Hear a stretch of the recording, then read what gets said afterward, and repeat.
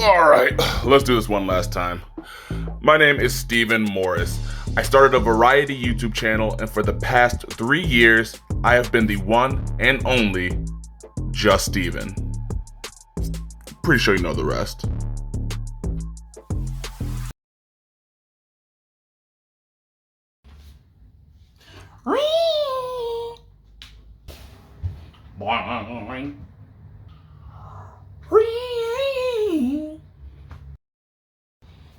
Sorry, that was kind of obnoxious. What's up, guys? Welcome back to my channel, and you knew this review was coming. The movie's been out for about 4 weeks now, and you already know this is one of the most anticipated movies of this year for me, definitely, and for a lot of people, honestly. It's Across the Spider-Verse. As you guys may know, Into the Spider-Verse is tied for first as my favorite movie of all time, and you know, unfortunately, I didn't have my channel when Into the Spider-Verse came out, so I knew I have to drop a video for this movie when this came around, okay? Because real brief review of Into the Spider-Verse, it's 100% to me. Like, I don't see any flaws like this, but you know, I think that above and beyond feeling for that movie was really just came from just being so wowed with something that, because I've never seen anything like it before. Like, I showed up into the theater, I already knew it was gonna be a hit, but when I came in and I saw the movie, just mind blown, right? So again, you knew I was geeking when I saw Across the Spider-Verse was dropping soon. And yeah, I saw it on the first day it came out. Even with all the moving and all that stuff, I bought the tickets for the day I knew they were supposed to move in. And I planned everything around our move-in day around seeing this movie. Because I knew whether or not we're going to move in, I had to come to California and see this movie first. So, if that doesn't tell you how excited I was for this movie, I don't know what to tell you. Anyway, enough geeking and drooling and whatever I'm doing. Let's get into the recap. We start off 1 year and some change after the events of Into the Spider-Verse. Miles is older, taller, and is slowly finding his own as Spider-Man. But the real issue is finding his own as Miles. He's been skipping school and missing family time to be the best son, student, and spider that he can be. And his balancing act comes crumbling down when this villain of the week, Spot, shows up. Spot is an interdimensional being that is pining for Miles' attention due to the fact that Miles and Spot are linked by fate. But Miles pretty much tells Spot he has bigger fish to fry. So what does Spot do? Becomes the bigger fish, which catches the attention of the Spider Society, which is run by Miguel O'Hara, Spider-Man 2099. And Miles sees that Gwen and Peter are involved and is like, yeah, I'm gonna need that membership pass. But Miguel has major beef with Miles, and he doesn't know why. Now, Miles has to deal with getting the Spot under control, at the same time trying not to get clawed up by O'Hara, all while finding out who in the Spider Society can he trust, and overall, come to the conclusion that maybe the Spider bit off more than he can chew. Alright guys, let's get into the greats. And yeah, it's gonna be a bit of a long list because I have a lot to say. So right off the bat, let's get the most obvious out of the way. Animation, right? We knew it was gonna be a game changer, and because Into the Spider-Verse was indeed a game changer, but Across the Spider-Verse took everything that was good about Into the Spider-Verse and I feel like really just amped it up. Especially since, of course, we saw the other Spider people coming in on Into the Spider-Verse in different art styles. I remember when I first saw that, and I thought, yeah, I would love to see Miles going into other Spider-Verse worlds and seeing the different animation styles that these other characters obey by. And we did get to see a glimpse of that. Not a crazy amount, but we saw a glimpse. And we saw more characters that, again, abide by different animation laws, I guess. And that was a lot of fun. And I hope in Beyond the Spider-Verse, we see even more different worlds with different animation styles, but sticking to just this Across the Spider-Verse movie, yeah, it was a lot of fun watching the different animation styles and also just the feats, because also in Into the Spider-Verse, we of course we saw the huge collider bringing in different worlds, but seeing the Spider Society is seeing the different portals and warping and this, yeah, it was a lot. And honestly, that's why I had to go see it a second time. I already saw the movie twice in theaters already because there's so much animation going on. It's like blink and you'll miss it. So seeing the movie a second time was almost watching it for the first time, just seeing like, whoa, I didn't recognize that, I didn't recognize that. And honestly, I want to go see it a third time to make sure I didn't miss out on anything, because it's a lot. So yeah, animation, awesome. But we already knew that. Next up is the writing, and I want to say that writing in the grand scheme of the way that they wrote the drama and comedy, I think was a perfect mix. The beginning was very funny.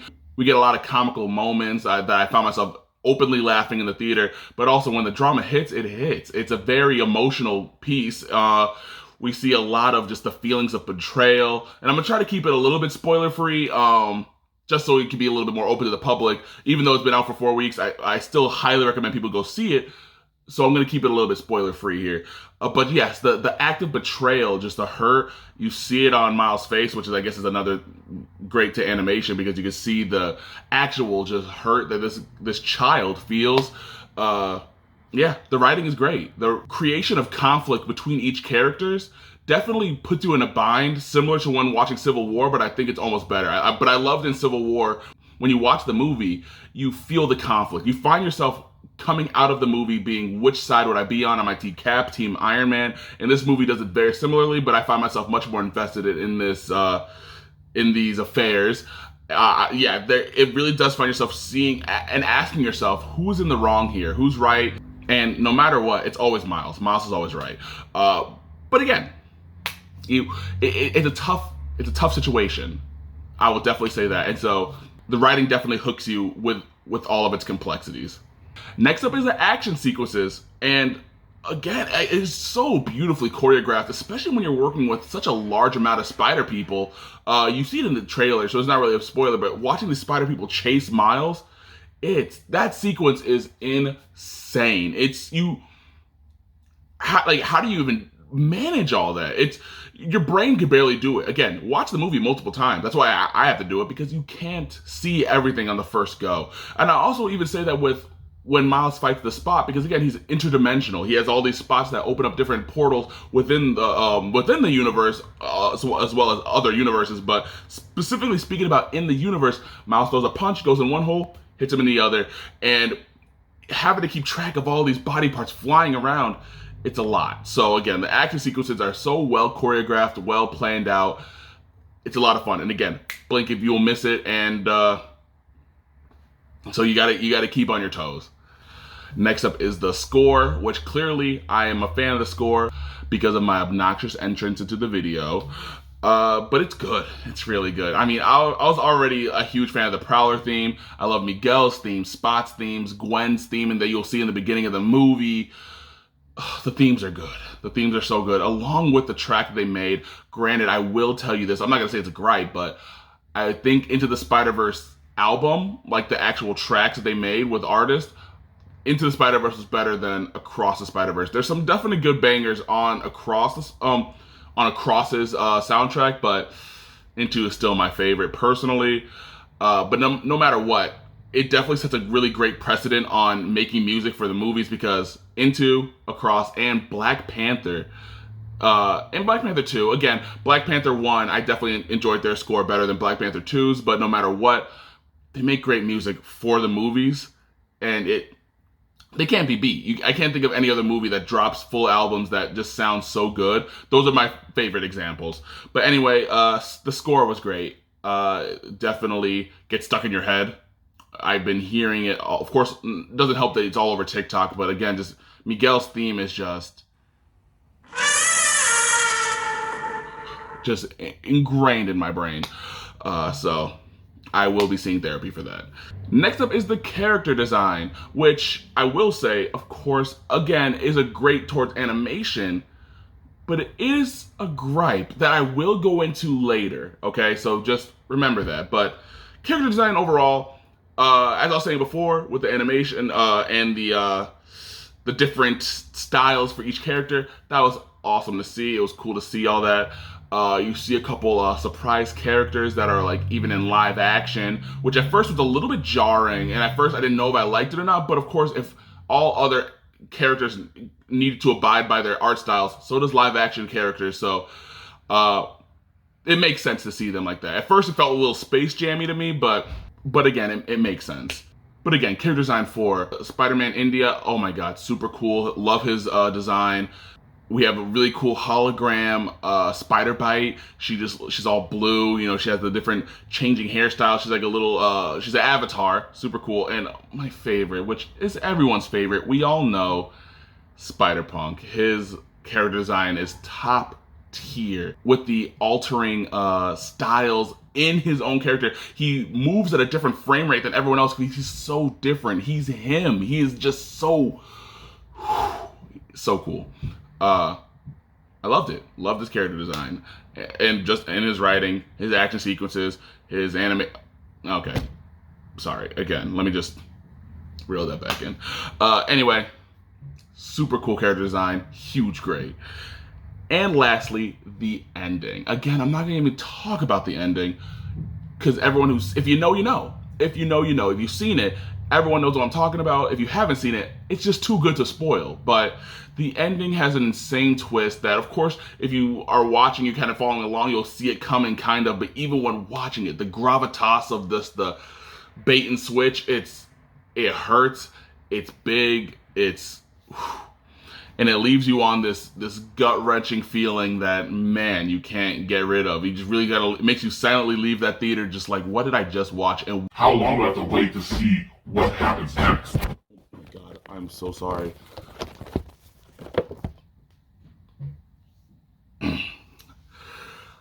Lost my cool. Anywho, yeah, the ending's good. Now, let's get into the gripes, because I actually, surprisingly enough, I have one, okay? And it's not a major one. It's not one that throws off the movie or anything, but it's because I'm nitpicky, and I'm somebody who likes, which, yeah, I'll say what the gripe is, consistency. And, again, overall, story-wise, the consistency is great. You know, it moves in fluidly from the first movie to the second movie. Everything makes sense. I get that. My consistency, and this is what I was talking about when it comes to character design being a great and a gripe. One of the gripes is the character designs from the Into the Spider-Verse and Across the Spider-Verse. Some of them are different, right? I'm not talking about Miles being older. Of course, his design is different. I'm talking about, first off, you see in the first movie how Gwen's father and Gwen's Peter Parker looks like, and it's different in this movie. Which is fine because it's really not a huge deal. But I really like the new designs that Across the Spider-Verse had for these characters. But it gnaws at me a little bit when I see the first movie. I go, that's not the same one. So, but again, that's just more of me being nitpicky rather than it being a huge deal. But again, I'm a man who holds accountability, and one of my things is, yeah, it's a little different, but that's okay because I still love you, and I still give the movie a good grade. Are you guys ready to hear what it is? What I gave this movie, the grade, is a 98%. So, as you may know, as I said already, I gave Into the Spider-Verse 100%. And I think that 99 and 100, those 2 points, because as I said before, 95% is a solid A. Everything above that is like what above and beyond did the movie do for me. Something that really just held on to me. That 95 to that 98% for Across the Spider-Verse, again, it's still a top tier movie. And, you know, this is why Guillermo del Toro says what he says when he talks about animation is simply a medium. It's not a genre, right? Animation is just how a movie looks. It has nothing to do with what it is. Because Across the Spider-Verse is an action, comedy, drama, and it is a movie. It's a film. It is something that definitely ranks, and I feel like a lot of people, when they rank this movie, they rank it with other animation, but in all actuality, you got to rank it with other film, period, because it is still a fine, and more than fine, a fantastically written movie that I think, yeah, it needs to be on board with other movies. Same for Into the Spider-Verse.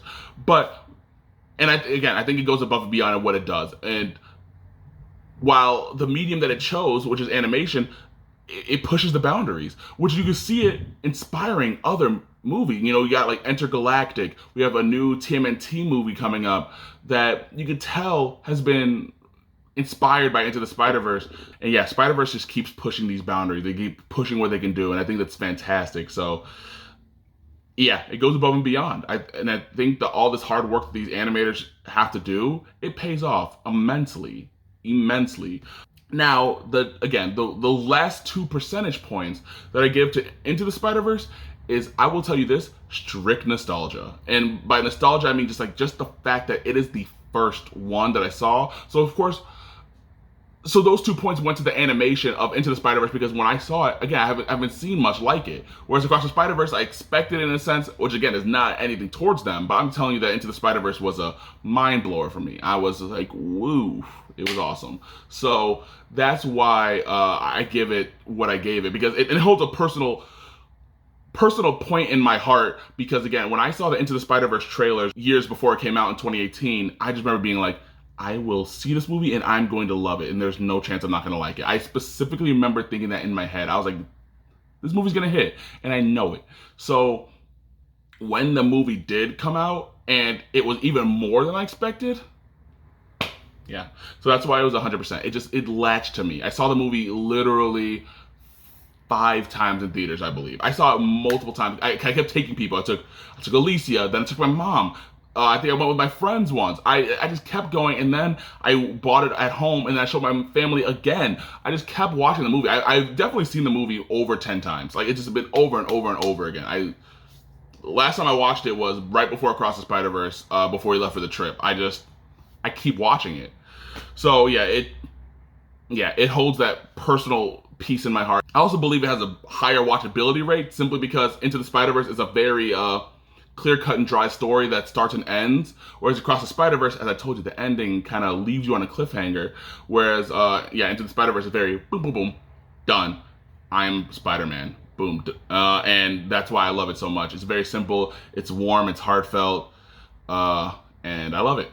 So that's gonna do it for that review. 98%, and yeah, go see the movie. And for Beyond the Spider-Verse, the rumors about the movie coming out, I'm sure it's gonna get delayed, so I'm not gonna get my hopes up, and I hope it does. I hope I liked when I was okay, even though I was hurt deeply when Across the Spider-Verse got delayed when it was first coming out. But again, I'm somebody who would rather let the movie get delayed, let the movie get pushed, and let these animators get some time to really tinker and work and cook in their magic kitchen over there, rather than we pump something out and we get some just hot doo-doo. You know what I'm saying? Like, take your time. All right. So I'm not anticipating it coming out in 2024. If it does, and you guys have that time, that's fantastic. But I don't think you guys do. I'm saying you guys as if the entire Spider-Verse team is watching, and if they are,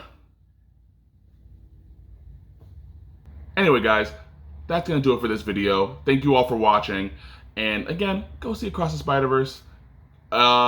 Please, and drop in the comments what you guys thought about it. If you guys disagree with anything, I don't care, you're wrong. Anyway, let me know what you guys thought of the movie, and I will see you all in my next video. Bye.